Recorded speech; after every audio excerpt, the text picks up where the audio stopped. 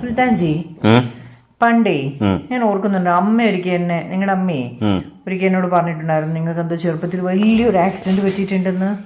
ആക്സിഡന്റോ? ആ, അത് ആക്സിഡന്റ് അല്ല, പിന്നെ ഒരു മരത്തിൽ നിന്ന് വീണാണോ? അതാണോ? ആ, അതില് പണ്ട് ചെറുപ്പത്തിലേ സ്കൂളിൽ പഠിക്കുന്ന സമയത്താണ്.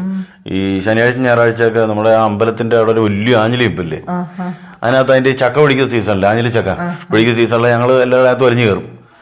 അങ്ങനെ വലിഞ്ഞു കയറി ഒരു ദിവസം ഇങ്ങനെ നീണ്ട് പിടിച്ച് മോളിൽ നിന്നാണ് ചക്ക പറിച്ച് കൊമ്പിന്റെ അറ്റത്ത് നിന്ന് ആ കൊമ്പൊടിഞ്ഞ ഒരൊറ്റ വീഴ്ച താഴെ.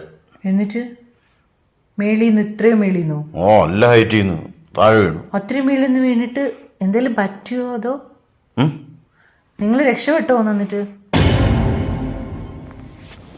ഞാൻ രക്ഷപ്പെട്ടു വന്നു. ഞാനൊന്നും മിണ്ടുന്നില്ല, ഞാനൊരു വികാര ജീവിയാണ്. വികാരജീവി. ഇല്ല, ഞാൻ മരിച്ചു. ആണോ? തളരരുത് രാമൻകുട്ടി, തളരരുത്.